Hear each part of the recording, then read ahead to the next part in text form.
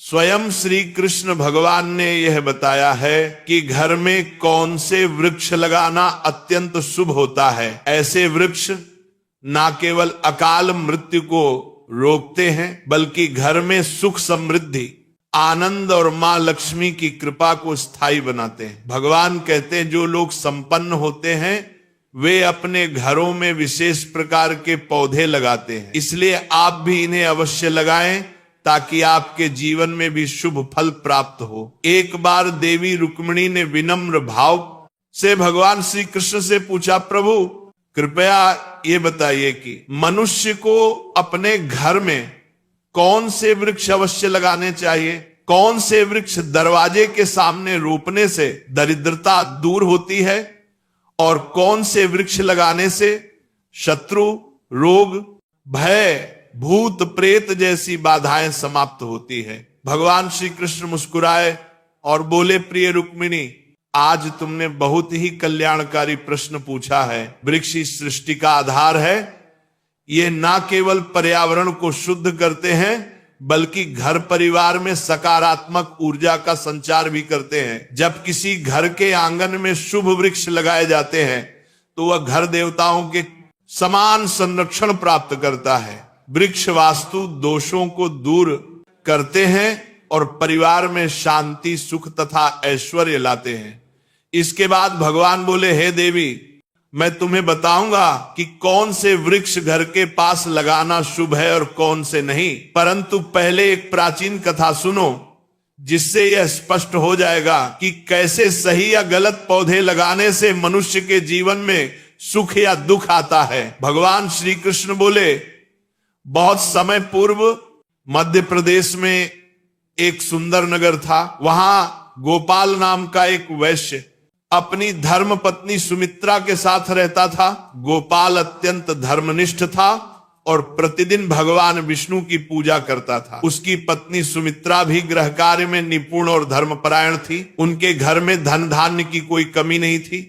एक दिन सुमित्रा ने अपने आंगन में कुछ पौधे लगाने का विचार किया। उसने बिना जानकारी के सिर्फ वे पौधे लगाए जो उसे देखने में सुंदर लगे, परंतु वे पौधे वास्तु के अनुसार अशुभ थे। धीरे धीरे घर में कलह बढ़ने लगी, गोपाल के व्यापार में हानि होने लगी, घर में तनाव बढ़ गया और दोनों पति पत्नी के बीच झगड़े बढ़ते गए। अंततः उसका व्यापार पूरी तरह नष्ट हो गया और वह निर्धनता का जीवन जीने लगे। गरीबी और भूख से तंग आकर गोपाल की पत्नी अत्यंत क्रोधित हो उठी। उसने अपने पति से कहा, अब और नहीं सहा जाता, कुछ काम धंधा ढूंढो, यूं बैठे रहने से तो हमें भूख ही मार डालेगी। बेचारा गोपाल गांव के कोने कोने में काम की तलाश में भटकता रहा मगर किसी ने भी उसे काम नहीं दिया। थका हारा जब घर लौटा तो बोला, प्रिय कोई भी मुझे काम देने को तैयार नहीं है, अब मैं कहां जाऊं, किससे मदद मांगूं। दोनों निराशा के समुद्र में डूब गए। गुजारे के लिए गोपाल ने पत्नी के सारे गहने तक बेच दिए। जो थोड़े बहुत पैसे मिले उनसे कुछ दिन का गुजारा चलता रहा, परंतु उन्हें यह ज्ञात नहीं था कि जिस अशुभ वृक्ष को उन्होंने घर के आंगन में लगाया था वही उनके जीवन में दरिद्रता और दुख का कारण बन गया है। वैकुंठ लोक में बैठे भगवान विष्णु और मां लक्ष्मी अपने भक्तों की दयनीय दशा देख रहे थे। मां लक्ष्मी बोली, प्रभु क्या आप अपने भक्तों की सहायता नहीं करेंगे? गोपाल तो आपका परम उपासक है, प्रतिदिन आपका पूजन करता है। भगवान विष्णु मुस्कुराते हुए बोले, देवी मैं अवश्य उसकी सहायता करूंगा, परंतु पहले उसकी परीक्षा लेना आवश्यक है। यह कहकर भगवान विष्णु ने एक तपस्वी साधु का रूप धारण किया और पृथ्वी पर प्रकट हुए। वह गोपाल के दरवाजे पर पहुंचे और विनम्र स्वर में बोले, वत्स मैं एक तीर्थ यात्री हूं, कई दिनों से भूखा प्यासा भटक रहा हूं। यदि तुम्हारे घर में थोड़ी सी जगह और थोड़ा सा अन्न मिल जाए तो बड़ा उपकार होगा।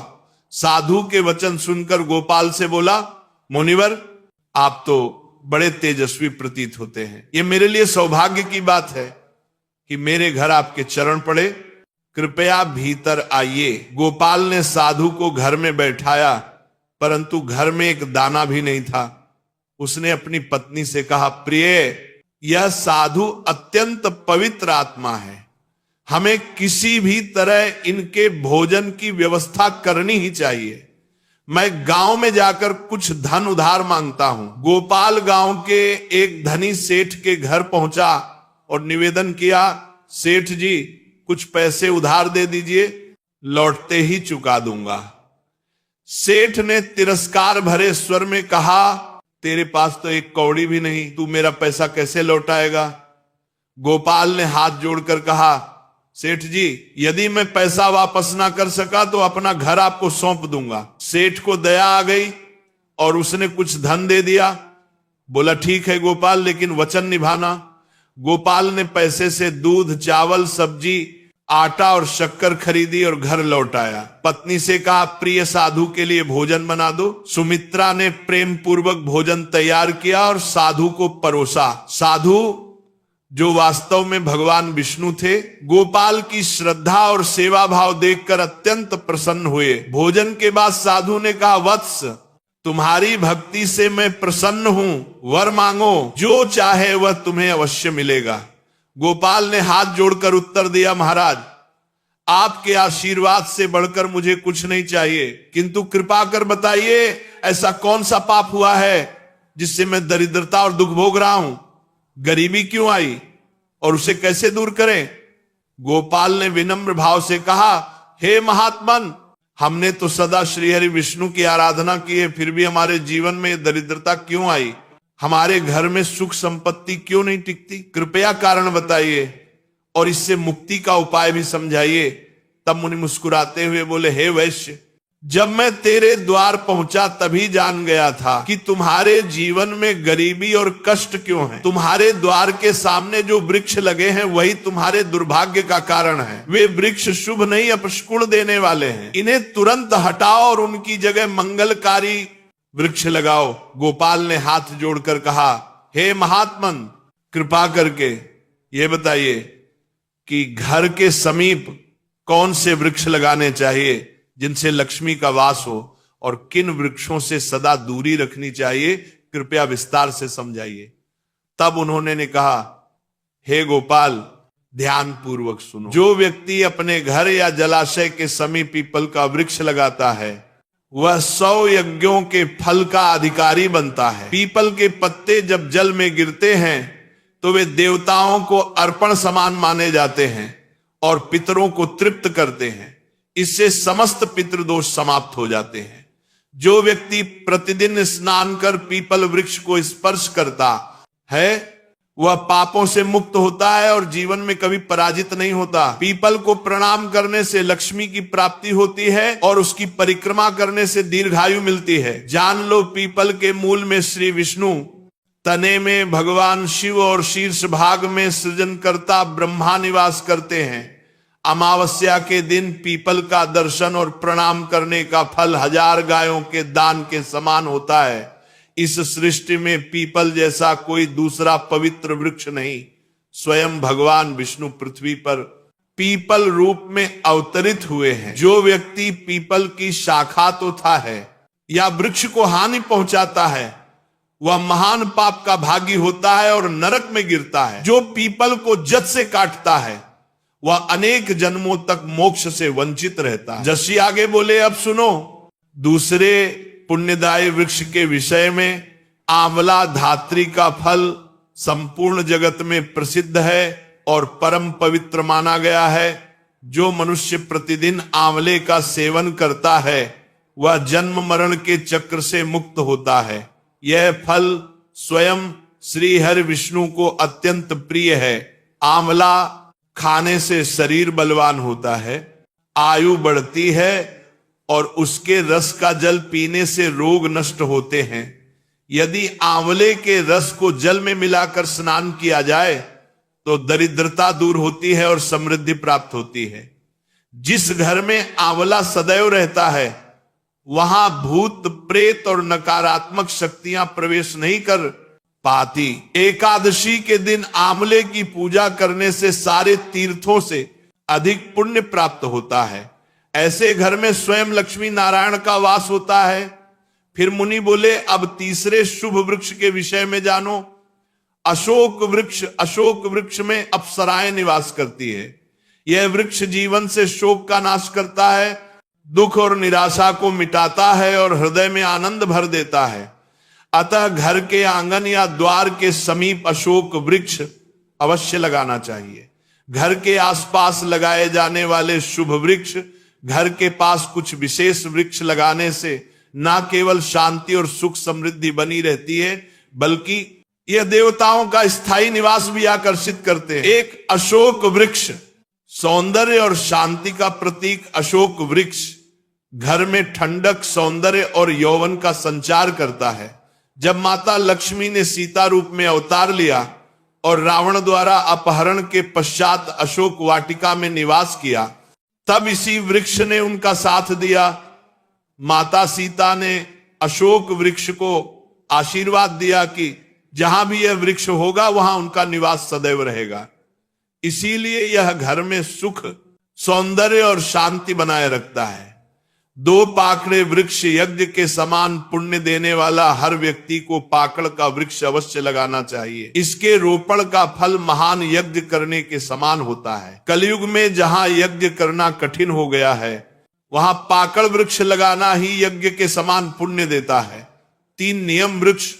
आयु और स्वास्थ्य का दाता नियम का वृक्ष भगवान सूर्य देव को अत्यंत प्रिय है। इसके रोपण से दीर्घायु प्राप्त होती है और अनेक रोगों से मुक्ति मिलती है। माता लक्ष्मी भी नियम पत्र को अत्यंत प्रिय मानती हैं, इसलिए नियम के समीप उनका निवास माना गया है। घर के सामने नीम का पेड़ लगाने से आरोग्य, धन और समृद्धि प्राप्त होती है। 4 जामुन वृक्ष कन्या रत्न की प्राप्ति का संकेत। यदि कोई व्यक्ति पुत्री प्राप्ति की इच्छा रखता है तो उसे जामुन का वृक्ष अवश्य लगाना चाहिए। घर के सामने जामुन का वृक्ष होने से कन्या जन्म लेती है, जो परिवार के कुल की कीर्ति बढ़ाती है। 5 बेल और गुलाब शिव पार्वती का संयुक्त निवास बेल वृक्ष में भगवान शिव का और गुलाब में माता पार्वती का निवास माना गया है। यदि बेल के समीप गुलाब का पौधा लगाया जाए तो उस घर पर सदैव शिव पार्वती की कृपा बनी रहती है। ऐसा घर ना कभी दरिद्र होता है, ना वहां अकाल मृत्यु होती है और ना कोई स्त्री विधवा बनती है। 6 नारियल वृक्ष संतान और सौभाग्य का प्रतीक। नारियल का वृक्ष लगाने से व्यक्ति को श्रेष्ठ और सद्गुणी संतान की प्राप्ति होती है। नारियल हर धार्मिक अनुष्ठान का महत्वपूर्ण अंग है और इसे अत्यंत शुभ माना गया है। जिसके आंगन में नारियल वृक्ष होता है, उसके परिवार को समाज में सम्मान मिलता है और सौभाग्य बढ़ता है। 7 पारिजात वृक्ष समुद्र मंथन से उत्पन्न लक्ष्मी प्रिय वृक्ष। पारिजात वृक्ष का जन्म समुद्र मंथन के समय हुआ था। उसी समय माता लक्ष्मी भी प्रकट हुई थी। अतः पारिजात माता लक्ष्मी को अत्यंत प्रिय है। इसे घर में लगाने से विशेष रूप से धन, सौभाग्य और देवी लक्ष्मी की कृपा प्राप्त होती है। 8 अनार वृक्ष सौंदर्य और समृद्धि का प्रतीक। जो व्यक्ति सौंदर्य, सुसंस्कारी और सौभाग्यशाली पत्नी की कामना करता है, उसे अनार का वृक्ष लगाना चाहिए। अनार के लाल फूल और फल शुभ ऊर्जा का संचार करते हैं। यह वृक्ष माता लक्ष्मी का प्रतीक माना गया है और इसके फल शरीर को तेजस्वी बनाते हैं। 9 पलाश वृक्ष ब्रह्म तेज प्रदान करने वाला पलाश को धर्म वृक्ष कहा गया है। यह भगवान ब्रह्मा और अग्नि का प्रतीक माना जाता है। इसके लाल फूल ऊर्जा, उत्साह और तप का संकेत है। पलाश वृक्ष ध्यान, साधना और ब्रह्म तेज की वृद्धि करता है। इसकी लकड़ी और पत्तियां यज्ञ में उपयोगी होती हैं और वातावरण को पवित्र बनाती है। 10 सहजन, मुनगा, मोरिंगा वृक्ष रोग नाशक और स्वास्थ्यदायक। जो व्यक्ति किसी रोग से पीड़ित हो उसे सहजन का वृक्ष लगाना चाहिए। यह वृक्ष अनेक गंभीर रोगों को समाप्त करता है और शरीर को स्फूर्तिदायक बनाता है। अब जानिए किन वृक्षों को घर के सामने नहीं लगाना चाहिए।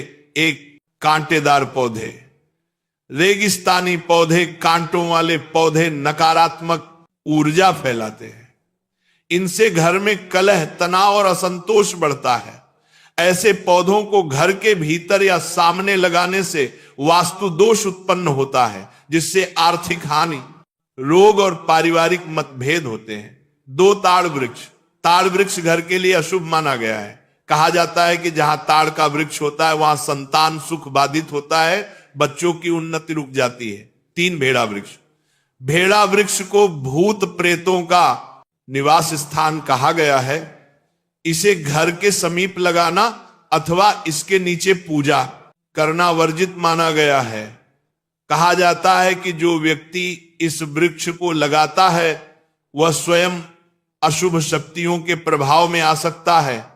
जो व्यक्ति इन शुभ वृक्षों को श्रद्धा से लगाता है उसके जीवन से दरिद्रता, क्लेश और दुर्भाग्य समाप्त हो जाते हैं। उसके घर में देवता निवास करते हैं और घर सदा सुख, समृद्धि तथा स्वास्थ्य से परिपूर्ण रहता है। घर के वृक्ष और वास्तु का रहस्य, कौन से पौधे सुख देते हैं और कौन से दुख। हर व्यक्ति चाहता है कि उसके घर में सुख शांति बनी रहे, परिवार में प्रेम बना रहे और धन की कभी कमी ना हो। लेकिन कई बार ऐसा होता है कि हमारी पूरी मेहनत के बावजूद घर में कलह बढ़ती है, मन अशांत रहता है और आर्थिक तंगी घर कर लेती है। वास्तुशास्त्र कहता है इसका एक बड़ा कारण हमारे घर के चारों ओर लगे पेड़ पौधे भी हो सकते हैं। जिन पौधों से बचना चाहिए, जो पौधे या वृक्ष काटने या तोड़ने पर दूध जैसा रस छोड़ते हैं, उन्हें घर में या उसके आसपास कभी नहीं लगाना चाहिए। ऐसे पौधे नकारात्मक ऊर्जा फैलाते हैं। बबूल केसिया का वृक्ष घर के सामने लगाना अत्यंत अशुभ माना गया है। इससे घर में विवाद और विपत्ति आती है। बेर का पेड़ भी घर के सामने नहीं होना चाहिए। यह नकारात्मकता बढ़ाता है और धन हानि का कारण बनता है। आम का पेड़ घर के बहुत पास नहीं लगाना चाहिए क्योंकि इसकी छाया घर पर पड़ने से अशुभ परिणाम मिलते हैं। पपीता का पौधा मुख्य द्वार के सामने नहीं होना चाहिए। यह धन और समृद्धि को नष्ट करता है। पीपल यदि घर के पूर्व दिशा में हो तो गरीबी बढ़ सकती है। बरगद यदि पश्चिम दिशा में हो तो घर में दुख कष्ट का वातावरण बनता है। तुलसी यदि दक्षिण दिशा में रखी जाए तो बच्चों को कष्ट झेलना पड़ सकता है। किसी सूखे या मृत पेड़ की छाया घर पर पड़े तो यह मृत्यु का संकेत माना जाता है। ऐसे वृक्ष को तुरंत हटा देना चाहिए। कांटेदार पौधों का प्रभाव रेगिस्तान के पौधे जैसे कैक्टस आदि कठोर परिस्थितियों में जीवित रहने के लिए बने हैं। उनके तनों में पानी जमा रहता है और चारों ओर कांटे होते हैं ताकि कोई उन्हें छू ना सके। यही विशेषताएं घर के वातावरण के लिए प्रतिकूल मानी जाती हैं। ये पौधे घर में तनाव, झगड़े और आर्थिक हानि का कारण बनते हैं। कांटेदार या कठोर पौधों की उपस्थिति से व्यापार में अचानक रुकावटें आती हैं। परिवार में छोटी छोटी बातों पर झगड़े बढ़ते हैं। मन बेचैन रहता है और धीरे धीरे गरीबी घर करने लगती है। इसलिए वास्तुशास्त्र और ऋषियों ने ऐसे पौधों को घर के भीतर या मुख्य द्वार पर लगाने से मना किया है। कौन से वृक्ष घर में सुख समृद्धि लाते हैं? वास्तुशास्त्र बताता है कि वे पौधे जो देवताओं से जुड़े हैं घर में शुभता और दिव्यता लाते हैं। पीपल वृक्ष भगवान विष्णु को प्रिय है। इसकी पूजा करने से पितरों का आशीर्वाद और विष्णु कृपा दोनों मिलती है। तुलसी माता स्वयं लक्ष्मी जी का स्वरूप मानी गई हैं। जहां तुलसी होती है वहां दरिद्रता नहीं टिकती। आंवला, अशोक, आम और केला जैसे वृक्ष घर में सुख, शांति और स्वास्थ्य लाते हैं। केले का पौधा तो